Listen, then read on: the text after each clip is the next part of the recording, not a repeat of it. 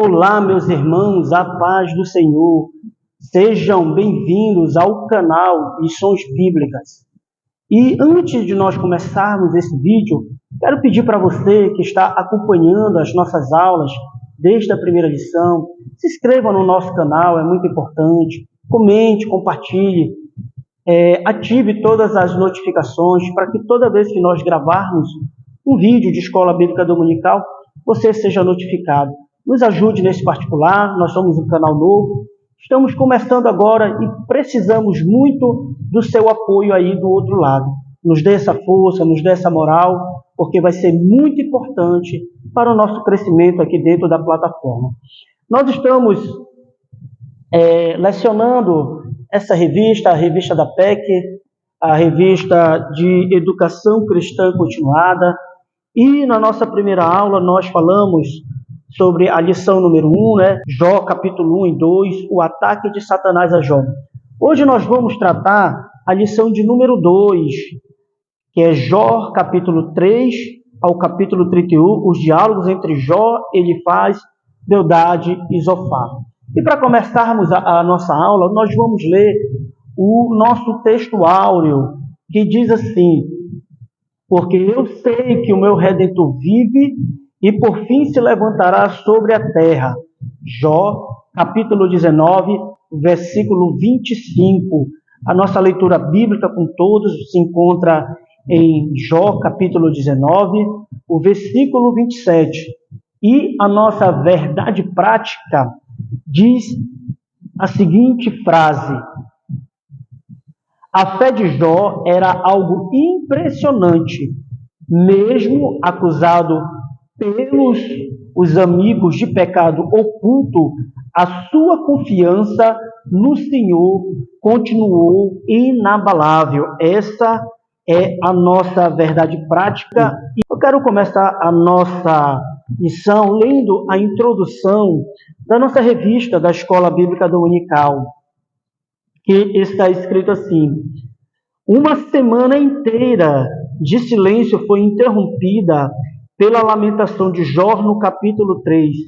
Então, os seus três amigos, Elifaz, Bildade e Zofar, sentiram-se compelidos pelo pessimismo de Jó, no caso, o seu desejo de morrer, a falar e explicar o porquê dos sofrimentos.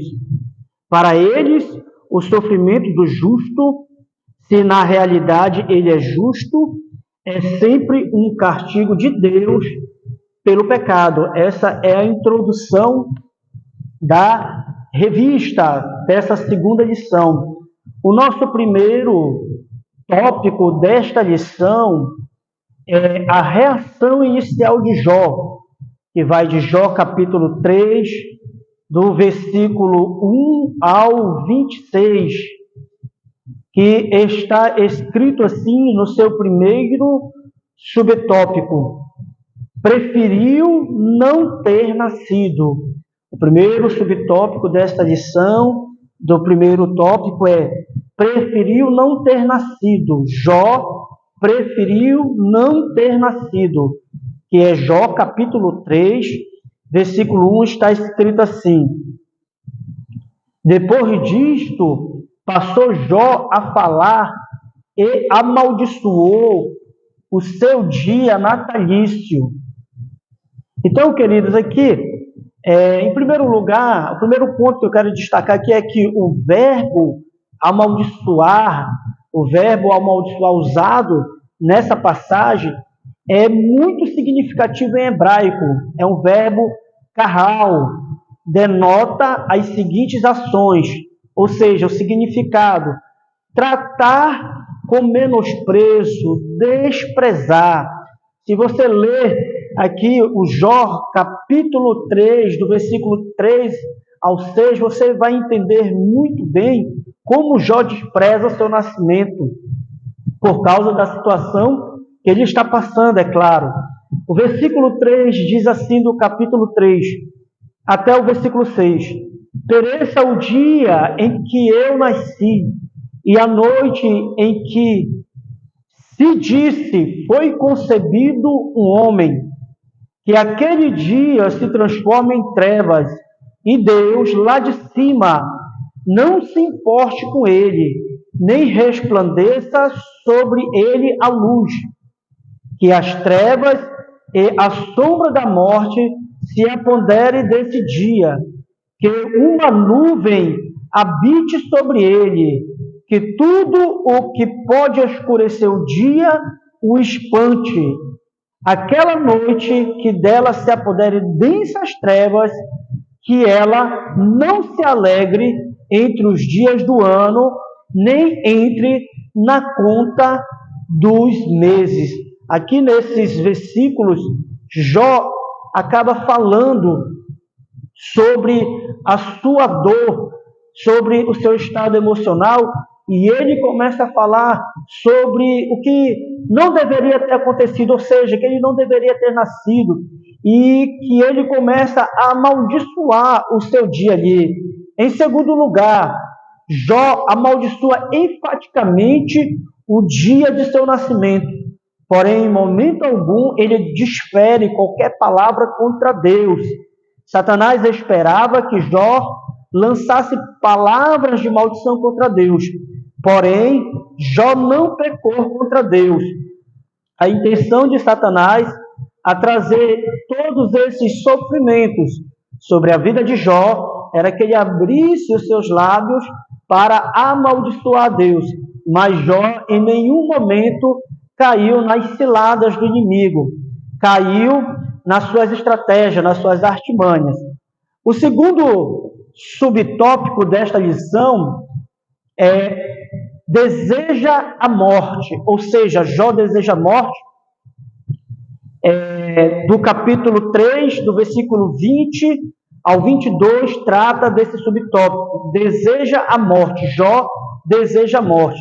Vamos ler apenas os versículos 20 e 21, que diz assim: porque se concede luz ao miserável e vida aos amargurados de ânimo, que esperam a morte e ela não vem. Em primeiro lugar aqui, nesses versos, Jó deseja a morte, porém, não por meio de querer tirar sua própria vida, mas em um sentido de muitas possibilidades pelas quais isso poderia acontecer.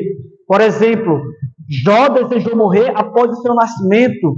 Jó desejou morrer antes de nascer, conforme o capítulo 3 e o versículo 16. Em segundo lugar, por que Jó desejou a morte? Primeiro, por causa dos sofrimentos físicos. Sim, por causa dos sofrimentos físicos. Em primeiro lugar, se você for ver, Jó teve tumores malignos. Em Jó, capítulo 2, versículo 7, ele teve furúnculos que coçavam, conforme Jó, capítulo 2, versículo 8. Jó teve úlceras que atraíam vermes, conforme Jó, capítulo 7, versículo 5. Jó teve dor que não cessava, conforme Jó, capítulo 16, versículo 6. Jó teve dores profundas nos ossos, conforme Jó, capítulo 30, 17. Jó teve febres com altas temperaturas, conforme Jó 30, 30. Mas por que Jó desejou a morte? Não somente por causa de sofrimentos físicos, mas Jó desejou a morte por causa de sofrimentos emocionais. Em primeiro lugar, Jó perde seus 10 filhos, conforme o relato de Jó capítulo 1. Depois Jó sofreu a dor do abandono, conforme o capítulo 19, versículo 12. Depois Jó foi excluído do seio familiar pelos seus irmãos, conforme o capítulo 19, versículo 13 e 14. Jó é humilhado pelos seus servos, conforme o capítulo 19, do versículo 15 ao 16. Jó é excluído socialmente. Jó é zombado até pelas crianças, conforme o capítulo 19, o versículo 18. Jó passa a ser odiado pelos seus amigos, conforme o capítulo 19, o versículo também 19. E Jó estava não somente num momento de grande dor física, mas ele estava também num momento de grande dor emocional. Hoje, naquela época, não se sabia o nome dessa doença, mas hoje nós sabemos que é a doença, o mal do século, né? Conhecida como você sabe, pressão, né? E essa doença ela é causada por alguns fatores. Primeiro, ela é causada pelos fatores exógenos. Professor Rafael, o que é o fator exógeno? São os fatores externos, são as coisas que acontecem externamente, só que elas influenciam a nossa vida. São perdas, são traumas, são coisas que acontecem, uma morte, uma notícia muito triste, algo que venha lhe abalar. Então, são fatores externos. Eles são conhecidos cientificamente como os fatores exógenos. E Jó, ele perdeu os seus bens, roubaram os bois e as jumentas e mataram os seus servos. Então, é uma perda, conforme Jó, capítulo 1, do 14 ao 15, versículo 14 ao 15. Jó, ele perde as suas ovelhas e servos também, conforme o versículo 16 do capítulo 1. Jó perde camelos e servos, conforme o versículo 17 do mesmo capítulo. E Jó perdeu os seus 10 filhos, conforme o versículo 18 e 19. Então, isso são fatores externos, são os fatores exógenos que fazem com que as pessoas venham adoecer da doença, do mal deste século, que todos nós sabemos que é você sabe, pressão, né? E também, o que é que causa essa doença, professor Rafael? Os fatores endógenos, ou seja, é o que é externo, é a bioquímica do corpo, é a química do cérebro, né?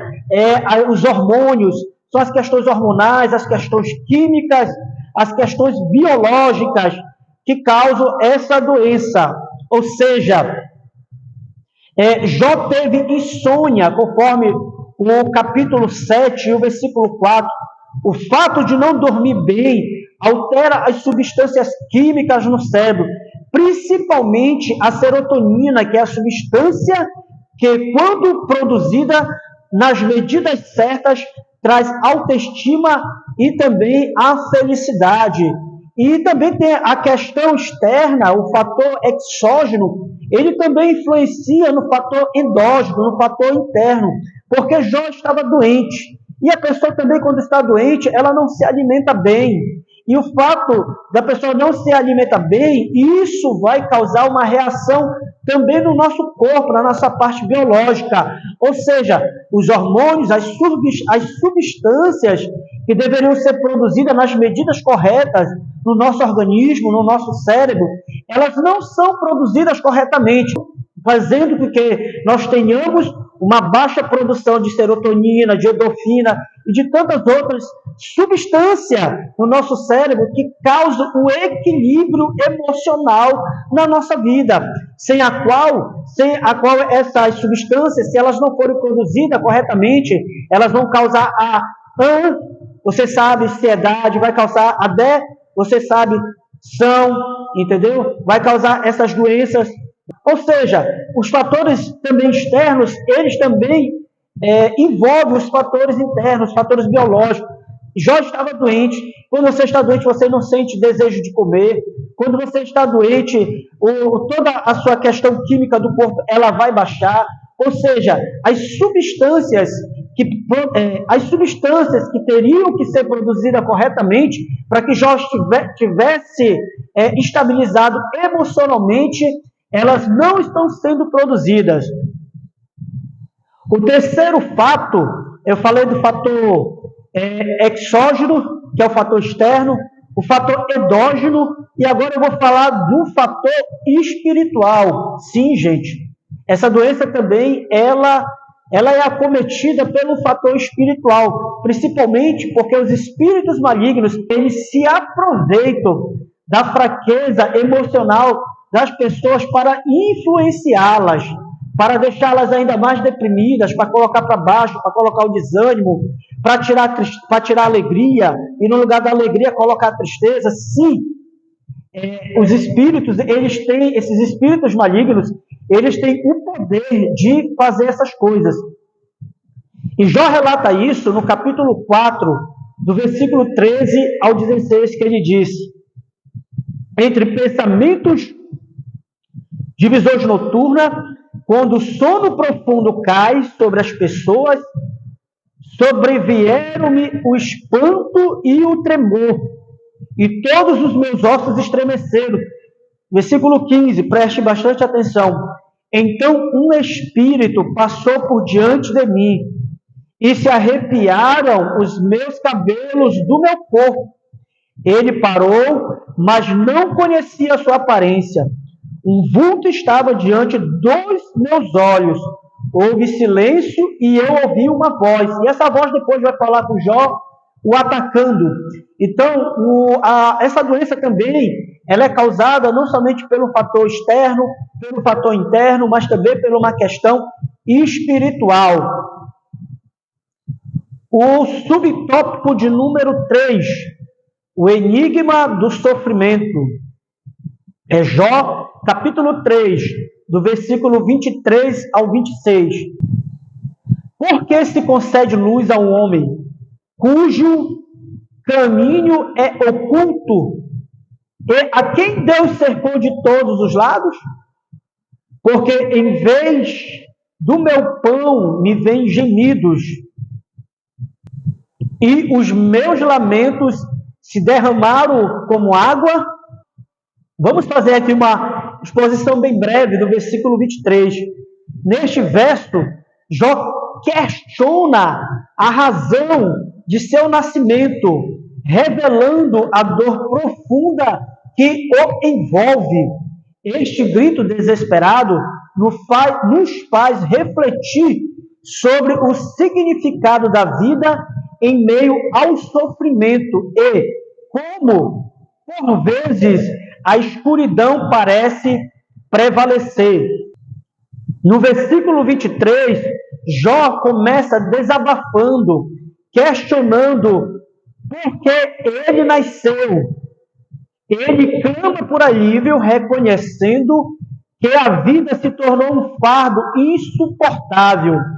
Este verso nos convida a refletir sobre a natureza intrínseca do sofrimento e como pode levar a profunda reflexão sobre o propósito da existência. No versículo 24, a expressão de Jó revela uma dualidade, a luz e as trevas.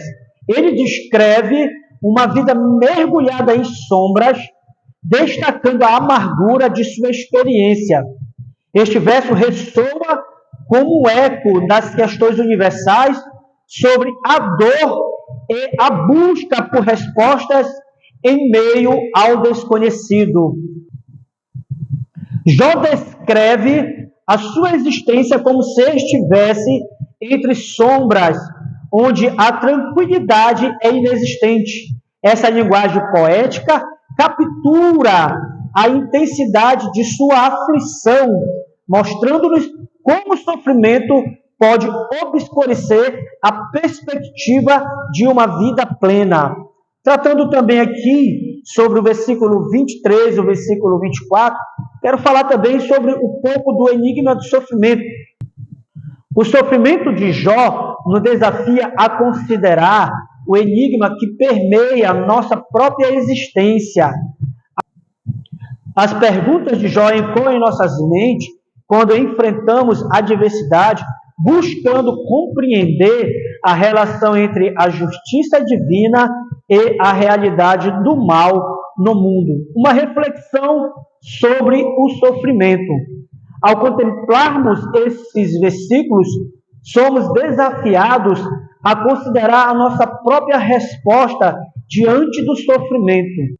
A linguagem vivida de Jó nos lembra que o sofrimento não é apenas físico, mas também emocional e espiritual.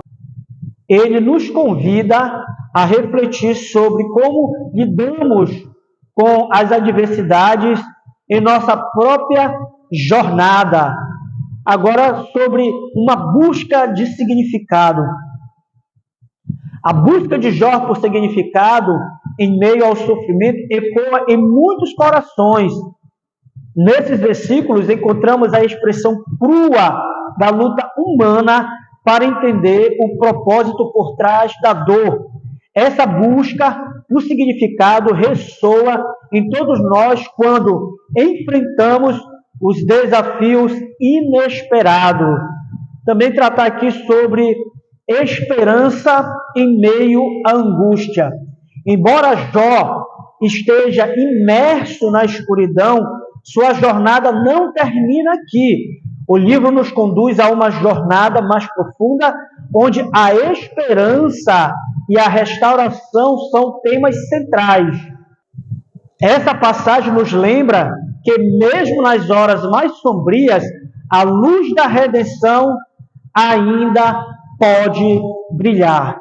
E sobre a resposta de Deus, embora o livro de Jó não forneça respostas simples, ele aponta para a necessidade de confiança em Deus.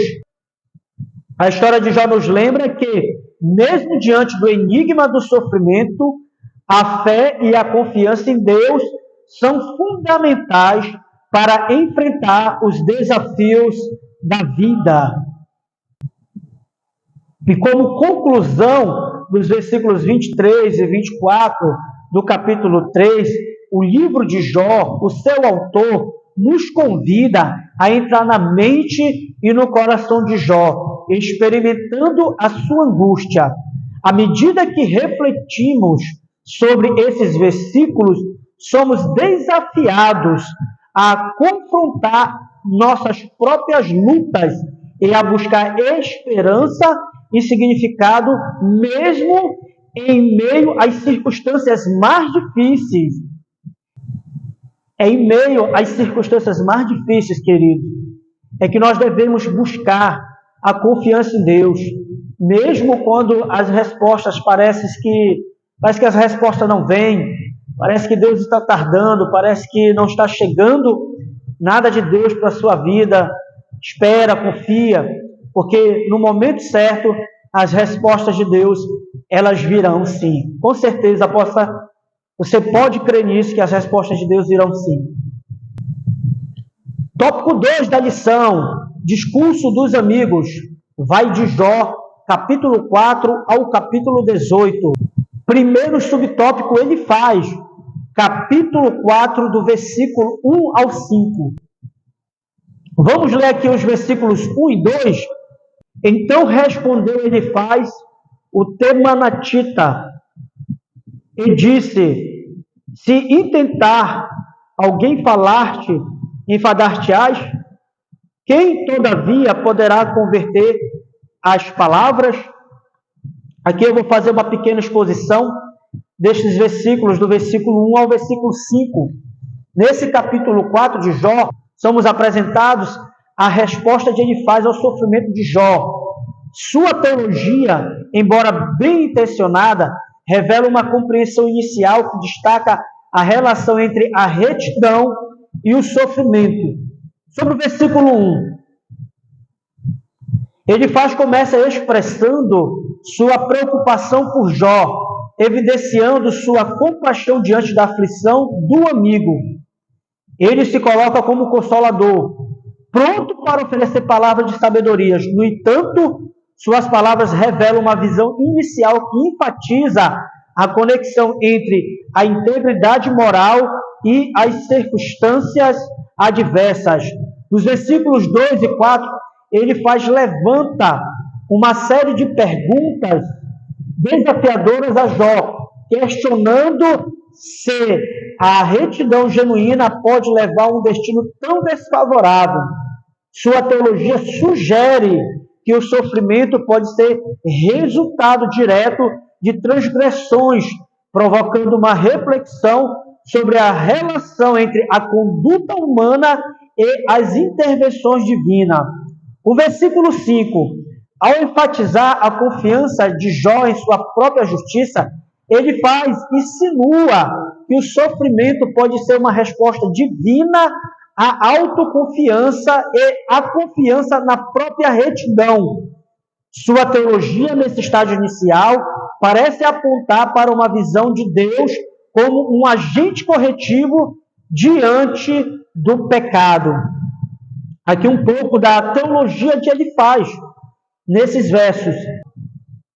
Agora vamos fazer uma reflexão sobre a teologia de Elifaz. A teologia de Elifaz nos desafia a refletir sobre nossa compreensão do sofrimento. Sua abordagem inicial destaca a tentação de vincular automaticamente as circunstâncias adversas às ações erradas, subestimando a complexidade do enigma do sofrimento. Aqui um pouco sobre a limitação da teologia da retribuição, que é a teologia de Elifaz. A teologia de Elifaz, centrada na retribuição imediata, revela suas limitações ao lidar com a realidade do sofrimento. Essa abordagem simplificada destaca a necessidade de uma compreensão mais profunda, compassiva diante das complexidades da experiência humana. E para concluirmos esse subtópico, vamos falar da teologia de Elifaz, que ela destaca a tentativa de oferecer explicações ao sofrimento de Jó. Enquanto consideramos esses versículos, somos desafiados a examinar nossas próprias teologias e abraçar uma perspectiva mais abrangente diante do mistério do sofrimento. A jornada teológica de Jó e seus amigos continua, revelando nuances mais profundas que serão exploradas ao longo do livro. Subtópico 2, Bildade, Jó capítulo 8, do versículo 1 ao 3, vamos ler o versículo 2 e o versículo 3, que diz assim: Até quando falarás tais coisas? E até quando as palavras da tua boca serão qual vento impetuoso? Perverteria Deus o direito ou perverteria o Todo-Poderoso a justiça? No livro de Jó, encontramos os amigos de Jó tentando entender o sofrimento que ele enfrenta. Bildade, o suíta, apresenta suas perspectivas teológicas neste capítulo 8. Bildade entra no diálogo repreendendo Jó. Ele sugere que as palavras de Jó são como um vento forte, questionando se a sabedoria divina pode ser distorcida por palavras sem fundamento. Essa repreensão inicial reflete a preocupação de Bildade com a integridade das palavras proferidas sobre Deus. Nos versículos 2 e 3, Bildade continua a sua abordagem questionando se Deus torceria o juízo ou perverteria a justiça. Ele destaca a crença na justiça divina, indicando que, na sua visão, o sofrimento resulta do pecado. Sua teologia é enfatizada a ideia de que a retidão é recompensada e o pecado é punido. Agora, uma reflexão teológica sobre a teologia de Bildade. A teologia de Bildade destaca a visão tradicional da retribuição divina. Ele parece acreditar que o sofrimento de Jó está diretamente relacionado a algum erro cometido. Essa perspectiva simplista revela a compreensão comum na época, mas também destaca a complexidade da relação entre a ação humana e a intervenção divina. Desafios da teologia retributiva. A teologia de Bildade, baseada na retribuição imediata, enfrenta desafio quando confrontada com a experiência de Jó. Ela destaca a necessidade de uma teologia que seja sensível à complexidade do sofrimento e que vá além de uma visão simplista de causa e efeito. E para terminarmos esses subtópicos sobre Jó, do capítulo 8 ao versículo 1 e 3, o livro nos apresenta a teologia de beldade centrada na ideia de retribuição divina. Ao considerarmos esses versículos, somos desafiados a refletir sobre as nossas próprias visões teológicas em uma relação ao sofrimento. A jornada teológica de Jó e aos seus amigos continua, revelando a necessidade de uma compreensão mais profunda e compassiva diante das complexidades da experiência humana e da natureza divina. Subtópico 3, Zofar, que vai de Jó, capítulo 11, do versos 1 ao verso 4. Vamos ler os versículos 2 e 3. Porventura não se dará resposta a esse palavrório? Acaso tem razão o tagarela?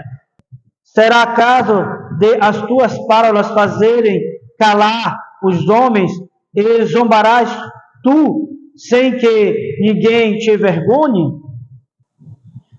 Vamos tratar sobre o versículo 1. Zofar responde a Jó, repreendendo, indicando que ele merece uma repreensão devido à multiplicidade de palavras. Isso sugere a frustração de Zofar com a defesa prolongada de Jó diante de suas circunstâncias difíceis. Expondo o versículo 2 e 3. Ao expressar a frustração, Zofar alega que Jó merece ser corrigido por suas palavras vazias e falta de sabedoria. Ele está implícito que, na visão de Zofar, as palavras de Jó refletem uma falta de entendimento sobre os caminhos de Deus. Versículo 4. Zofar destaca que Jó se considera puro, mas questiona se Deus distorceria o direito. Aqui, a teologia de Zofar começa a se revelar, sugerindo que o sofrimento de Jó pode ser visto como uma consequência direta de alguma falha moral. Reflexão sobre a teologia de Zofar. A teologia de Zofar é caracterizada pela crença na retribuição imediata, onde o sofrimento é interpretado como uma punição divina. Ele parece sugerir que Jó está enfrentando dificuldades devido a alguma transgressão não confessada. A limitação da teologia da retribuição de Zofar. A visão de Zofar destaca as limitações da teologia retributiva ao lidar com a complexidade do sofrimento. Essa abordagem simplista pode não abranger totalmente a riqueza das experiências humanas, nem fornecer respostas adequadas para as questões do sofrimento de Jó. Concluindo esse subtópico, Jó, capítulo 11, do versículo 1 ao 4, nos oferece um vislumbre da teologia de Zofar, centrada na ideia de retribuição divina. Enquanto considerarmos esses versículos, somos desafiados a examinar nossas próprias visões teológicas em relação ao sofrimento.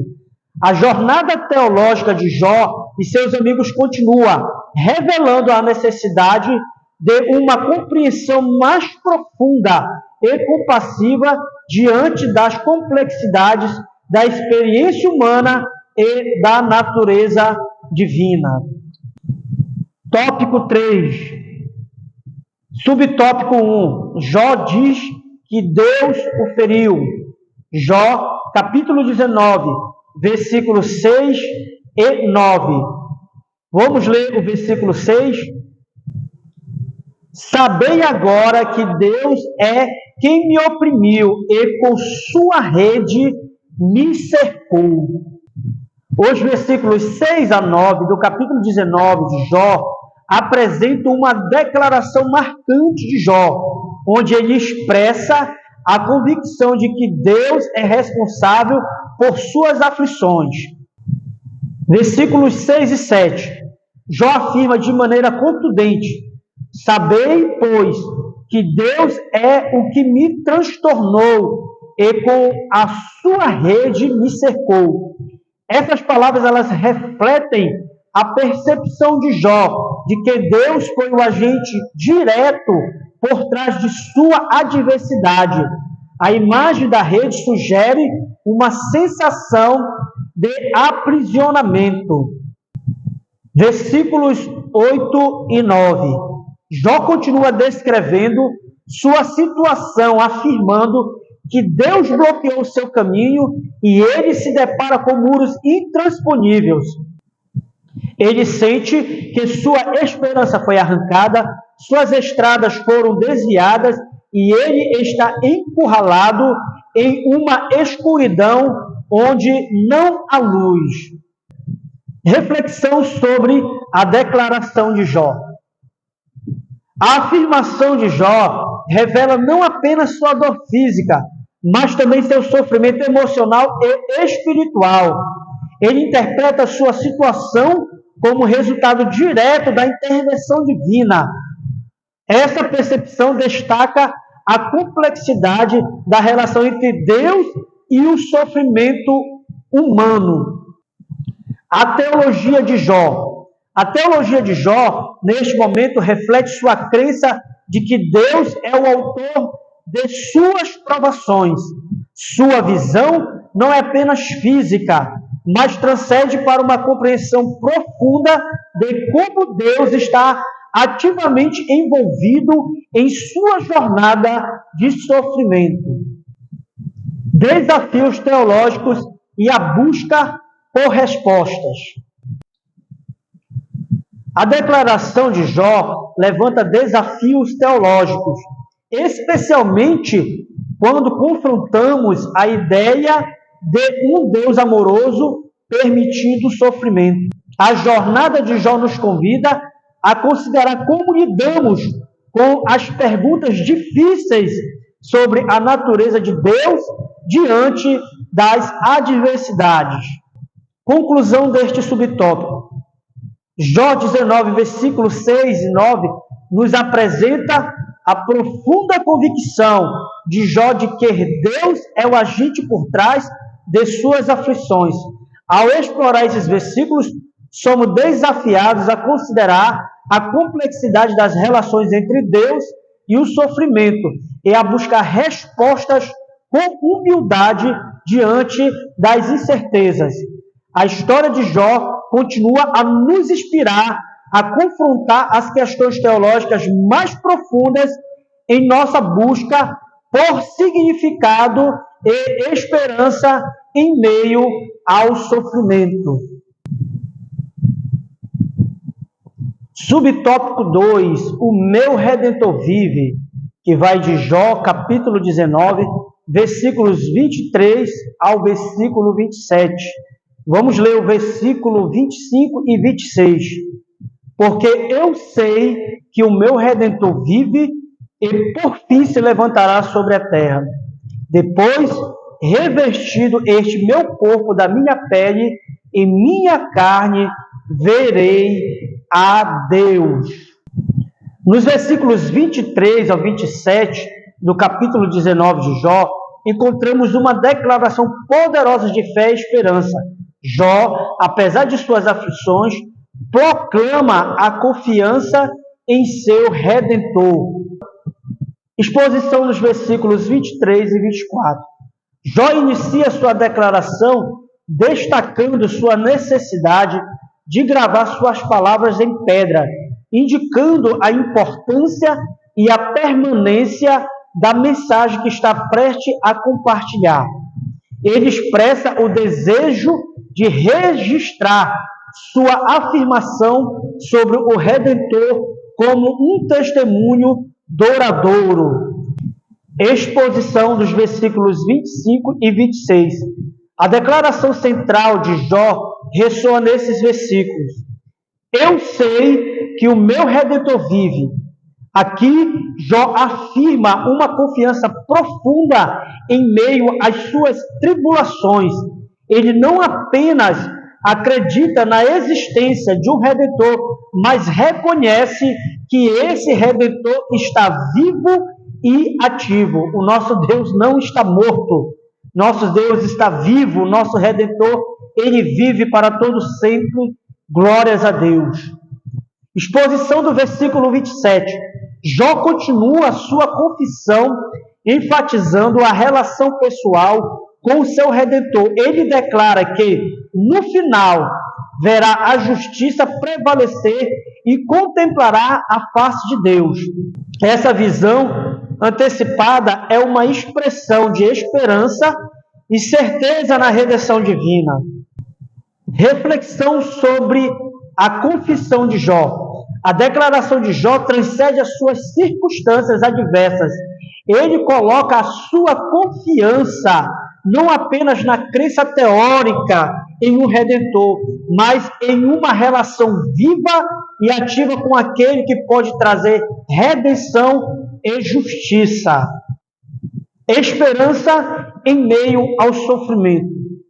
Jó, mesmo em seu sofrimento, nos ensina a encontrar esperança na convicção de um Redentor vivo. Sua fé vai além das circunstâncias presentes, apontando para uma realidade transcendente que sustenta sua esperança e confiança. E para concluir esse subtópico, Jó 19, do 23 a 27, é um testemunho poderoso de Jó sobre a vida de fé e esperança, apesar das dificuldades. Ao explorar esses versículos, somos desafiados a cultivar uma confiança profunda em nosso Redentor, aquele que não apenas vive, mas é capaz de trazer redenção e restauração em meio às nossas lutas. Que possamos, como Jó, encontrar esperança na certeza de que o nosso Redentor vive. Subtópico 3. O último discurso aos 3 amigos. Jó, capítulo 29, do versículo 1 ao 5. Vamos ler o versículo 1 e 2, que diz assim: prosseguiu Jó no seu discurso e disse: quem dera ser como fui nos meses passados, como nos dias em que Deus me guardava. Os versículos 1 a 5 do capítulo 29 de Jó marcam o início do último discurso de Jó dirigido aos seus amigos.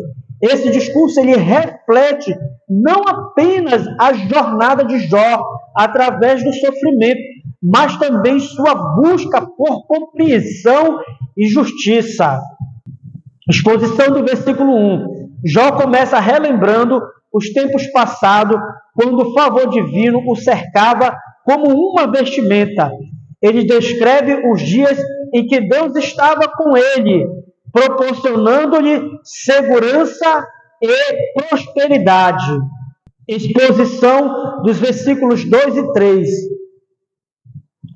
Nesses versículos, Jó expressa a saudade desses dias de comunhão com Deus, onde a sua lâmpada brilhava sobre a sua cabeça, simbolizando a presença divina, iluminando sua vida. Ele relembra como experimentou a orientação e a sabedoria do Altíssimo. Jó continua a descrever como era respeitado e honrado por sua comunidade. As suas palavras eram ouvidas com atenção e a sua presença inspirava reverência. Essas lembranças contrastam fortemente com o momento presente de sofrimento e incompreensão. Reflexão sobre o discurso de Jó. O discurso de Jó revela sua profunda nostalgia pelos dias de prosperidade e proximidade com Deus. Essa reflexão destaca a busca humana por sentido e significado em meio ao sofrimento e como as experiências passadas podem moldar nossa compreensão presente.